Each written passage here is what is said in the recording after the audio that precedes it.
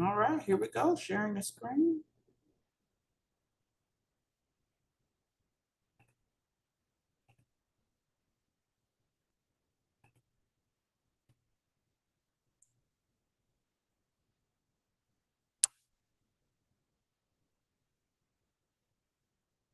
I think I be going too fast sometimes. I just had an issue with the internet and I'm trying to have some patience and slow down.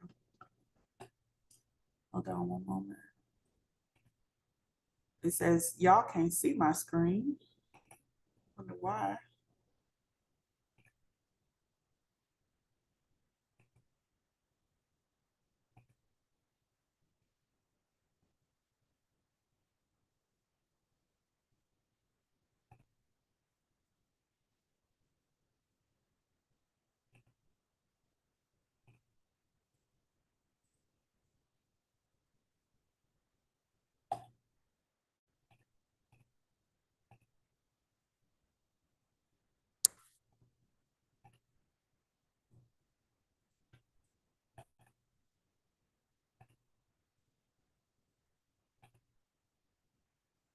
All right, so now we are here,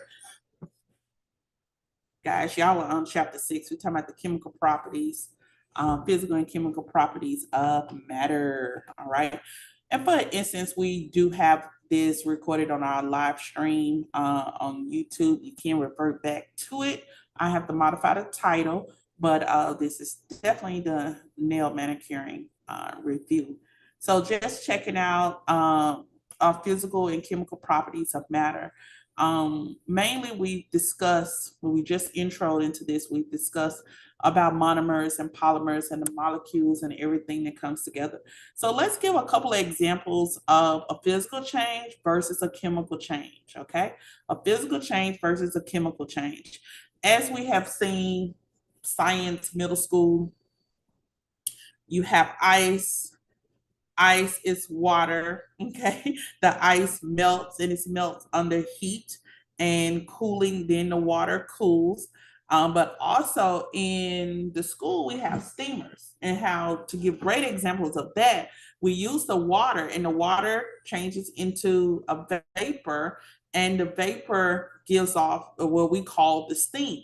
Now, the steam softens the skin and opens the pores, okay? It opens the cuticle of the hair and it softens the skin, open the pores.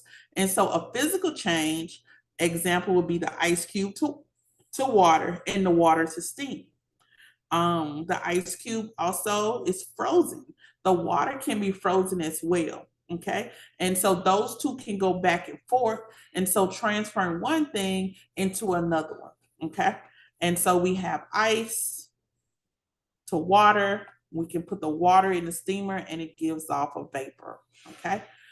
These will be considered physical changes, no harm done.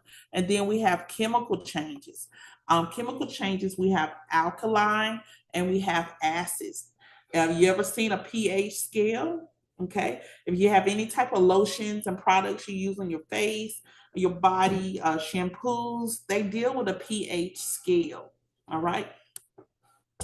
Pretty much everything it falls on this particular pH scale, especially every food that we eat, every shampoo, every hair product.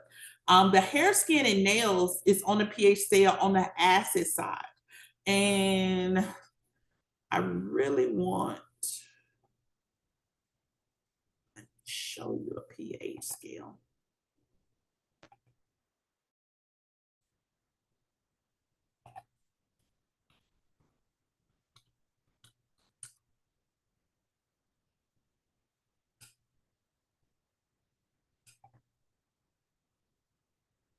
Okay, guys, I'm pulling up a pH scale. So hold on.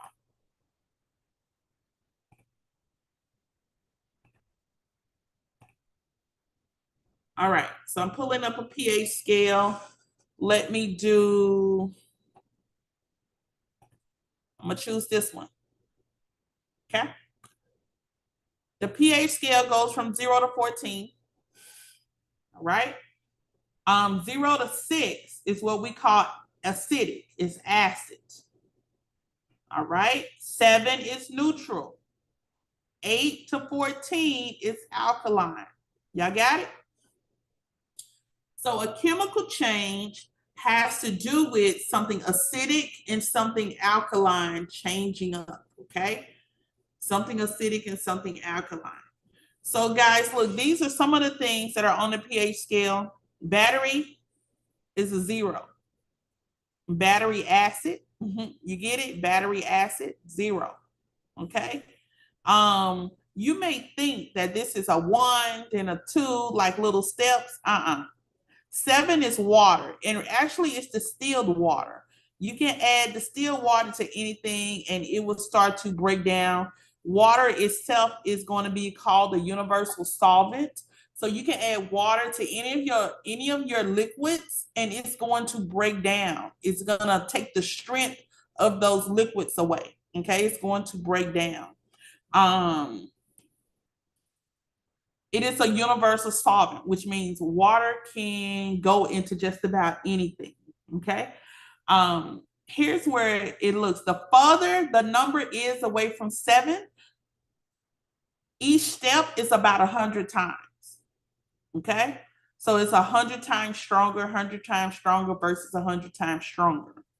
So if you're all the way down 0 and 7 is water, you got almost 700,000 times stronger than water, acid battery. Come down on the other end.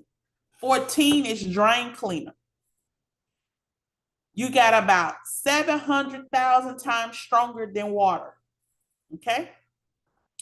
This is what I want. I want to give you a realistic one. Hair, skin, and nails is 4.5 to 5.5. So hair, skin, and nails is around a tomato and coffee. Okay?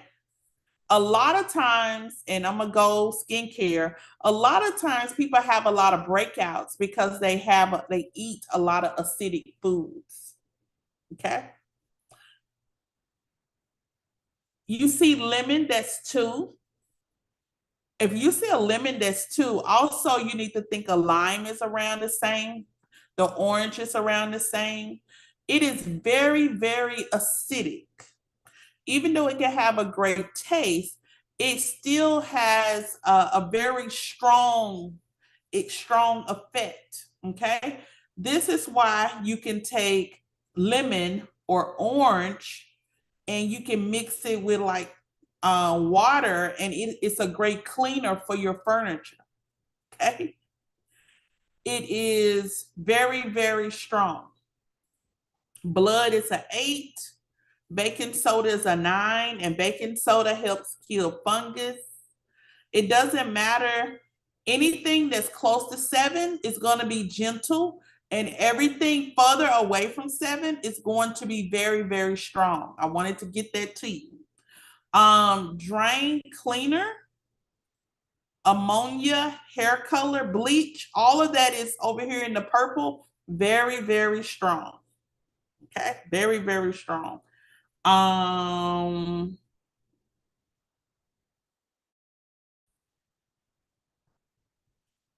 kind of want to show you. I'm gonna just go here. All right, so every product that we put on our skin has a pH. So you guys are gonna use creams, slothing lotions, acetones, and all that stuff. It all has a pH. It's all able to do chemical changes, which means chemical reactions could happen just by simply putting this product on the skin. So we need to make sure we got things together. I'm gonna give you an example. Shampoo is acidic. It's way over here, 4.5 to 5.5. Okay. Now, shampoo is not acidic. Our hair, skin, and nails is acidic. All right. 4.5 to 5.5. Shampoo is way over here on the alkaline. When we bring shampoo way over to this side, it really is going to strip away oil, sweat, and dirt. Just like if you were washing your hands or taking a bath, it's going to strip away oil, sweat, and dirt. What happens if you get out the shower and tub and you do not put like a moisturizer, lotion, oil, or cream on the skin? What happens? What happens? Anybody know? You get kind of ashy, you get kind of dry, huh? There's a chemical change taking place. All right. Alkaline on this end can be very, very strong and it can pull out. You need to put conditioners, moisturizers back in. And so one product drops at a pH while another product picks it up. Okay. So I want you guys to be able to have seen a pH scale. Okay. Know that one side is acidic. Know that the other side is one side is acidic, and know that the other side itself is actually alkaline. Okay. The further away it is from neutral is when we're going to have some problems because now it's getting too strong. And everything close to 7 is going to be in the more gentle on the hair, skin, and nails. Now, baby shampoo, baby products, and things of that nature, that is going to be in a 4.5 to 5.5. If you ever hear the words acid balance, that can put you in the mind of baby products, okay?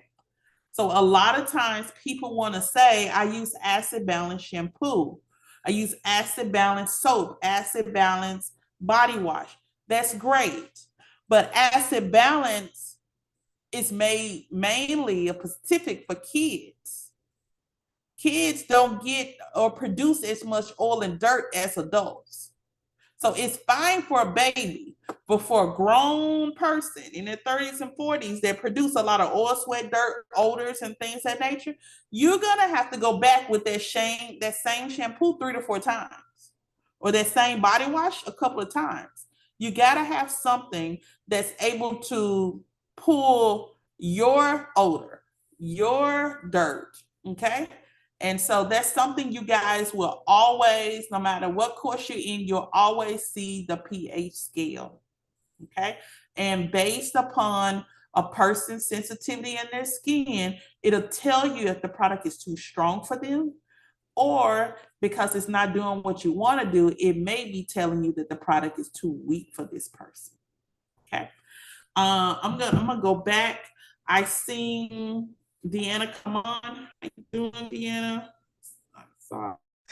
I'm good. How are you? Message as well. Hey, Deanna, welcome. We just started the nail class. You can hang around if you want, but I just finished the last class. It went to 7:10 almost. I did record it on the YouTube, so you can go back and see it if you want, or you can just hang around. What you want to do? You just hanging out with us? Yeah, I'll hang out if that's okay. Okay, and then you didn't miss anything because it was recorded, and so I sent it over to you. Okay, Okay, perfect. Thank you. not a problem. And welcome. I hope you had a great day. Hey, Andrea, Danica. I know I just got to talking, y'all. But let me prepare to share the screen. Hold on one moment. Y'all know I get excited when it comes to stuff. Let's see.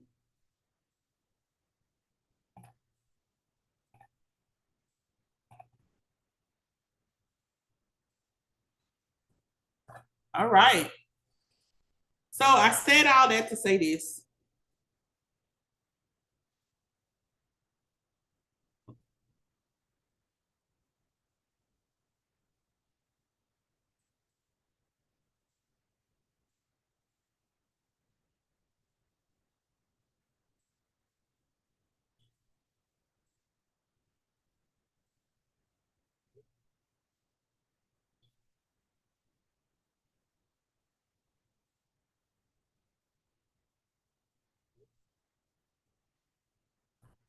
All right. So we talked about the chemical change. I'm going to highlight chemical change, and I'm going to put this in yellow. All right.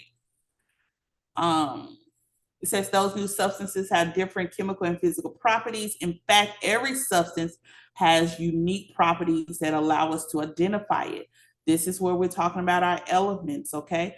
And think about this particular element as well. We H2O, water, H2O2, that's developer for hair color. All right. And there's so many more. Okay, so many more. It says the creation of water through acid alkali neutralization is a chemical change. Okay, so let's look at our physical properties. And again, these are terms that I want you to study on your flashcards. What I found is that if you know your terms, you're able to decipher the question when it comes to your test, your exam. Okay, and I want to make sure you guys, I want you to take those exams, that exam at the end of each chapter. Okay, when you take the exam, it can be kind of wordy. I don't want you to feel defeat or any kind of way, but I want you to write down or copy and paste those questions so you'll be able to go back to them as well. It says physical properties include color. Okay, one thing about it including color, we just saw a whole lot of color. All right, chemical properties, characteristics that can be determined only by a chemical reaction and involve a chemical change in the substance. Here's some examples: iron to rust, wood to burn, or hair to change color through the use of hair color and hydrogen peroxide. Those are chemical changes.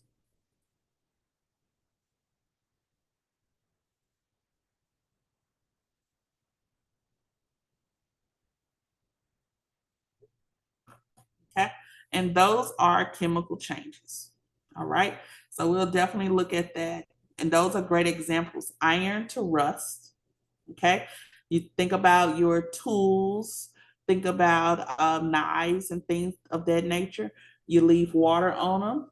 Okay, it can turn rusty. They don't get good shine. They don't open them up. You don't use them. They could turn rusty.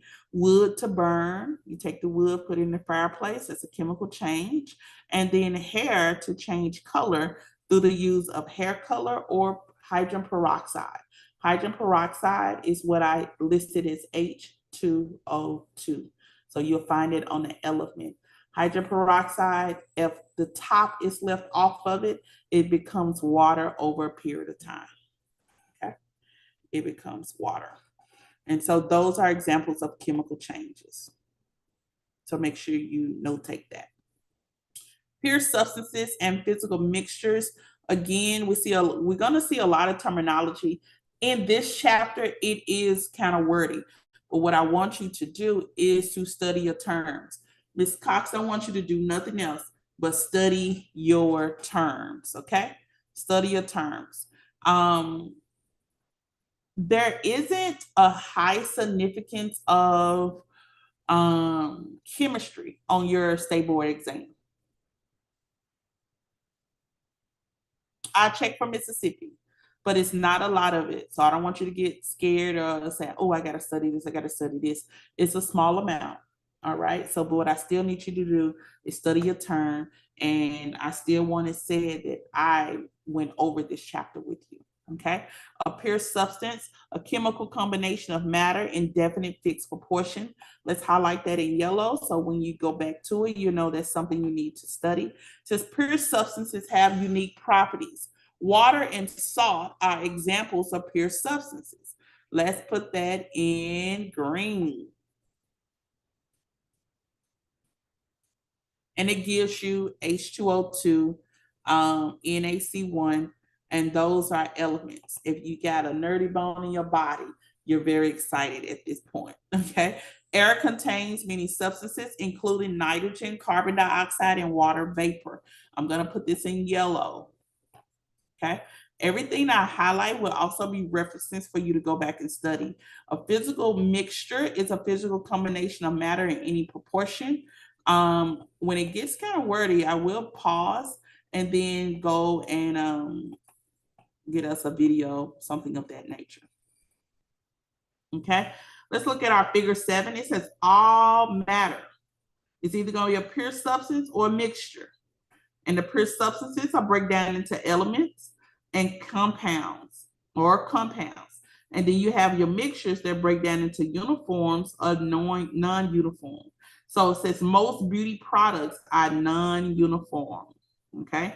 These are examples of pure substances and physical mixtures. And so here, let's just come on down, explain the difference between solutions, suspensions, and emulsions. That means you need to know, you need to have these terminology down pat. Let's go into blue. It says a solution is a stable, uniform mixture of two or more substances.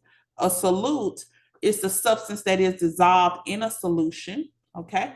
And then the solvent is the substance that dissolves the solute and makes the solution, okay? So let's look at the example. When salt is dissolved in water, salt is the solute and water is the solvent. And then water is known as a universal solvent. Remember I just told you guys that because it has the ability to dissolve more substances than any other solvent. So water is the universal solvent.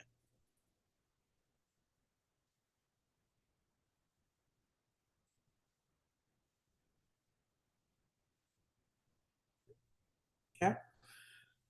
And so let's remind ourselves about that example. You can do that. Think about Kool-Aid. Think about the water packets. Think about Alka-Seltzers. Okay. Water, something dissolves into water. All right. So a solution is a uniform mixture of two or more substances. Okay. That's your final result. So the solute itself is a substance that's dissolved in a solution. So the solvent is a substance that dissolves the solute. So here we go. The solute examples: salt, Kool-Aid packet, Alka-Seltzer. The solvent is going to be water. Okay. Do these solutes, do they dissolve in the solvent? They do. Okay. And what's left is the solution. Okay. What's left is the solution. It says a solution is created when a solvent is dissolved into a solvent. When a solute is dissolved into a solvent. So you can be kind of tongue-tied because of all three S words, but you need to put some real life examples into solute. Solute could be, it's the Kool-Aid packet. Solute is the Alka-Seltzer. Solute is salt. It dissolves itself when you put it into the solvent, which is the water. Okay. And once you have the solute and the water mixed together, you now have what we call the solution. Okay. And so look, chemical brain action. All right. Immiscible and miscible. Let's put it here. Using Miss Cartile, what they got to do with us. Okay. Miscible, likely. Liquids are mutually soluble, meaning that they can be mixed together to form solutions. You mix two things together to make this, okay? Gravy mix, seasoning mix, so on and so on. Water and alcohol are mixed together, y'all. Water and alcohol are examples of miscible liquids as a nail polish remover, all right? Acetone and water, that's toner, that's primer. Okay, so two things can be mixed together to create something else. And so you have water, you have alcohol, and now you put them together, you got nail polish remover. You got acetone, you got water, now you mix them together, you got primer. All right. And so those are two things that can mix together and called miscible. Immiscible liquids are not capable of being mixed together to form other substances. So you can't mix these two together to make something else. Water and oil are two different, two examples. Water and oil just do not mix. I'm gonna make this green. Okay, so you have two things that can mix together to make stuff. And then you got two things that cannot be mixed together. Water and oil just do not mix, okay? And then we have suspensions. unstable physical mixtures of undissolved particles in a liquid. So you put them in the liquid, but it didn't all dissolve. Okay. Let's see, can we find some examples of these? Suspensions are not usually transparent and may be colored. They are unstable and separate over time, which is why some lotions and creams are separate in bottles and need to be shaken before use. All right. Same thing goes for nail polish, lash adhesives, especially those that have colors to it. You have to shake it, guys. Shake the ingredients together before using them. Emulsion, um, emulsion and emulsifier. You can buy emulsifiers too. Sometimes people call emulsifiers buffers. Okay, buffers or binders. They hold stuff together. All right. Emulsion is an unstable physical mixture of two or more immiscible substances, so two things that cannot mix. Okay. Plus a special ingredient called emulsifier. So just say you have oil and water, two things that don't mix. You go get an emulsifier. The emulsifier, add the emulsifier to the solution, and now they all mix together. So emulsifiers are called binders and buffers. So what? You got this product, you know it got oils in it, man, you know, hey, but it also has water components. I need them to mix together. Look, they're only going to mix together if you have an emulsifier. That is something that you put in that it clings to both oil and water, and it comes together into one product. All right. You would say, Ms. Cost, what do you mean? When you're making shea butter, when you're making skincare products, when you're making toners and skin creams and body washes, and you see all these shampoos that say, hey, aloe vera and vitamin E. Most of the time, coconut oil and blank, blank, blank. Either way, if it's an oil component, there's an emulsifier in there. There's something that binds things together, binds the ingredients together, okay? A lot of times that's good for creams, okay? A lot of times it's good for creams, okay? I look at the differences between solutions, suspension, and emulsions. Of course, these are our solutions here. These are our suspensions, and then you have our emulsions. And so surfactants are going to be cleansers and detergents and shampoos. Witch hazel is going to be a solution, okay? It can be used as a suspension, use it in nail polish, glitter in nail polish, and then it can be used in shampoos, conditions, and lotions, all right? So it's so many different things that one product can be used and is seen in different areas. I like talking about surfactants, but now we get into the good stuff, okay? Surfactants, and my Cosmo students had this question the other day. A surfactant is a detergent. It's mainly like Tide and Head and Shoulder shampoo. A body wash. A surfactant is a detergent. It's something that cleans. It gives you foam, it gives you bubbles, but it's gonna clean something. So you got hand soap, you got shampoo, you got body wash, you got detergent. All of these are surfactants, okay? Every surfactant has a oil loving and a water loving. I want you guys to get this in your mind. Every surfactant, every detergent, in order for it to clean something, it's made of two things. One, oil loving. One, water loving. In order for your clothes to get clean in the washer, you're gonna put the detergent in there, okay? You'll say, well, how does it get clean? Well, the detergent starts to pull oil, aka dirt, okay? It does its job first, pulls all of that out of the clothing.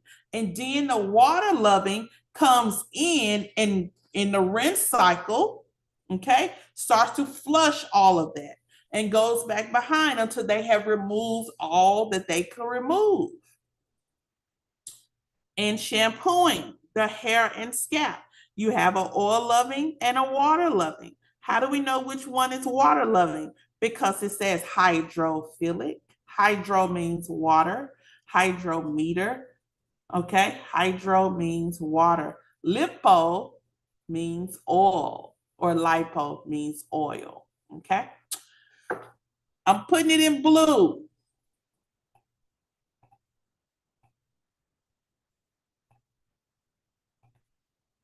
And y'all may say, I don't know what y'all be saying about me. I be getting excited, and I know I got a little too loud. Okay. A surface molecule has two distinct parts. The head of the surfactant molecule is hydrophilic, capable of combining with or attracting water. Okay. The tail is lipophilic, okay, or lipophilic, having an affinity for and or attraction to fat and oils, aka dirt. Okay. When you tell your clients to get up from the manicure table to go wash their hands, and they go and use any kind of soap, that soap combination has an oil filler and an oil filament, and it has a dirt, a oil, dirt, sweat filament, and then it has a water filament. Once water connects with it, that product is going to pull all of the oil and dirt off, and water is going to help wash it down. It's going to be attached to the water. That's how we have cleaning takes place, from the hands to the face to the clothes. This never changes. Even though we have it in manicuring, it's the same chemistry they have in college level when they're talking about cleaning cars and all kind of stuff. It's the same chemistry that you have companies sitting in boardrooms and talking about, this is the next product we want to make. They start from here. Okay, they start from here. It says, following the like dissolves like rule. Okay, oil dissolves, water dissolves. A chemistry rule of thumb describing how solvents dissolve chemically similar solutes. For example, water dissolves salt, but not oil. Okay, water dissolves salt, but not oil. It says the hydrophilic head dissolves in water and the lipophilic tail dissolves in oil. Thus, a surfactant molecule mixes with and dissolves in both oil and water. So a detergent is going to do both. All right? Gonna do both. That's all I gotta say. Anybody have any questions? Any questions? Any questions? No, ma'am. Okay. No. Y'all can say it. I'm super like on a nerdy tip today. Say it. Y'all, I am gonna go and close out with ooh, did I close something out? Yeah. I'm gonna pull up our video, guys. So hold on, I'm gonna close it out. So what's the key that we learned tonight? Please go and study chemistry, and you're particularly studying the terms, okay?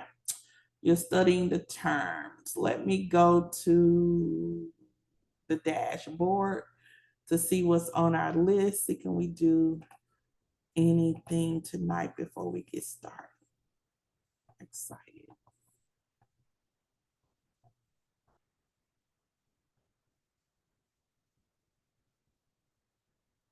Okay, so we're in part of chemistry.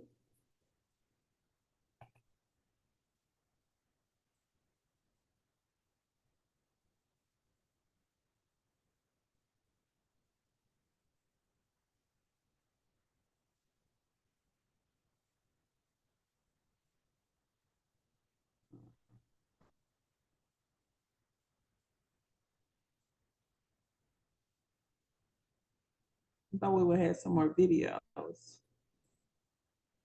Okay, I want you to review the slides. That's what I want you to do. I want you to review the slides. And once you review the slides, we'll pick back up on Monday night. Monday night, I think your teacher will be on, and I'm not sure what practical she will be showing, but we do need to look into some PSI things. While I have y'all right here, let me see if I can pull up the PSI bulletin, okay?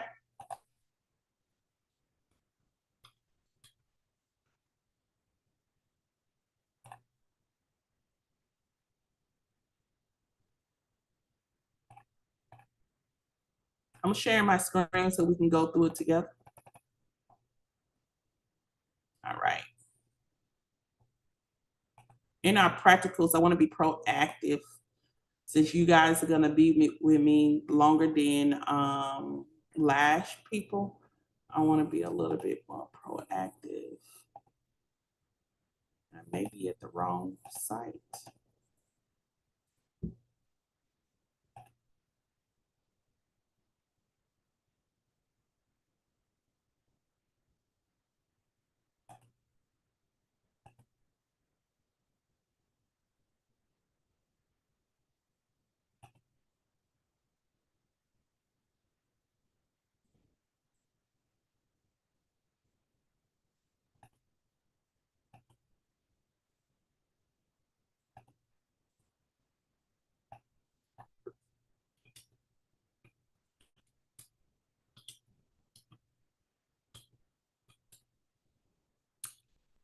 I have a continuing education training, guys, Sunday and Monday, 8 hours a day, 16 hours total.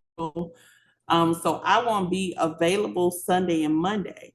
But for Miss Deanna, if you're still on, I will have the updated state board prep for lashes at that time, okay? And so at that time, once I return, I'll be prepping you guys for your state board as well. I just want to have the most up-to-date information. And so Tennessee has been in a state of just getting all of that together. And usually they've been getting it all together at the end. Update your information.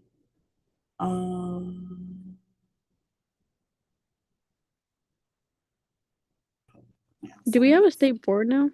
Since the government's back up? For Or not Mississippi? Yeah. Yes. You know, Mississippi was going down anyway before it went down.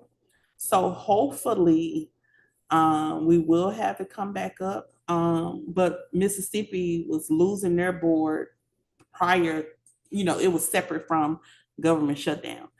The governor needs to approve the new board, and he wanted that approval to come through the Senate. So now if the Senate is in house, we may be getting that approval sooner than later. You know what, soon as possible. I had to do some notary of some transcripts to help some students go ahead and get, you know, at least a permit. And so that's all I needed. Look, get my students a permit so they can start working. And then when y'all figure it out, they'll, you know, you'll come and you'll prepare the test over there. So, but we're going to be ready. I tell you that. When the time comes, we're going to be ready. And also, like, Tennessee is PSI testing, Mississippi is national testing. And so for you guys that's testing in Mississippi, your license really would be good in a ton of other states. Tennessee, I'm not sure, but Tennessee will now have a compact license come 2026. And so their license is good in 4 or 5 other states, but it doesn't weigh up against your license. Your license will be good in way more states because it's a national test. And I do know Seattle, a lot of states up north are, you know, national testing. So if you have to travel across country, you should be fine. We'll just find those states that you can. There we go. Here's your study guide. We find those states that are comparable to Mississippi. Okay, this is 11 pages. This is your study guide. Hopefully it will be updated, but y'all saw me pull it from the website. So this is what we have on the website. This mainly is your state board, guys, broken all the way down. It's giving you detail for detail. Nail technology theory exam, your content outline. So all of these are areas that when we come back from Thanksgiving, these are areas we're going to be studying. Okay. Because before you know it, you'll be ready to roll. And when they open back up, you want to be ready to roll. And so just looking through this a little bit, scientific concepts, infection control, Anatomy and physiology, we have had that before. Chemistry of nail products, we're on that now. Let me see. Chemistry of nail products, client consultation and documentation. Then we got nail service tools. So you're gonna have 8 questions at least about your implements, nail files, your buffers. Okay, so again, you know your terms, you'll be able to answer those questions. How do we practice safe use of the tools? That's 5%. Basic manicure, and you know your basic manicure, your basic massage, recognize purpose and procedures for add-on services. So paraffin, powdered mask, gel polish, all of those are going to be great components. Nail tip, acrylic, and this is nail tech perform application maintenance and removal procedures. And so this is your, they may ask you a question about a tip, a question about acrylics, a question about gels or powder dip, okay? Post-service procedures, 4%. I talked about this with the last students. Anything that you're gonna do, guys, especially my nail ladies, there's a pre-service.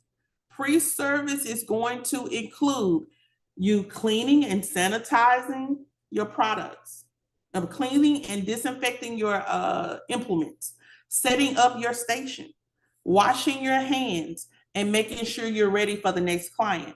That's pre-service. Then you go into the actual service, perform the gel set. Then you'll go into post-service. Post-service is everything you do after the client is finished with their service. You're going to educate them on home maintenance. You're going to educate them on how to, what products to use. You're going to also sell them retail, and you're going to rebook them. So it says here, you may have 4 questions on post-service procedure.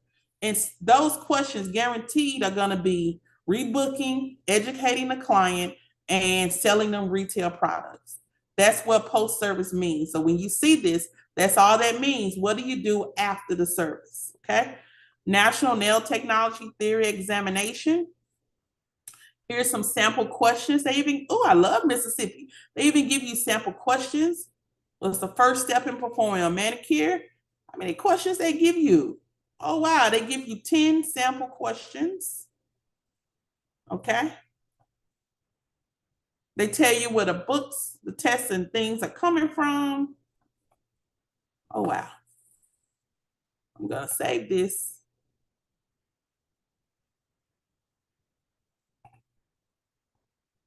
I'm going to go back to our chat.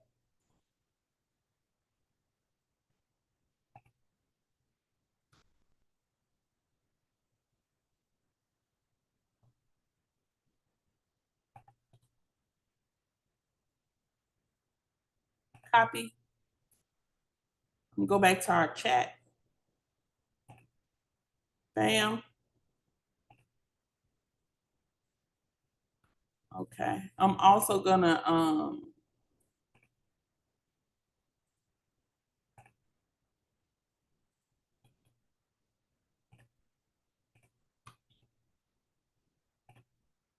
email it to myself.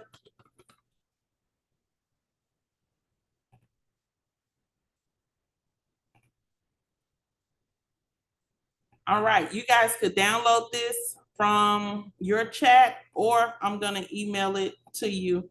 But this is gonna be good for you guys just to get a reference of areas for you to study when you go into your SEMA, okay? That's gonna be good.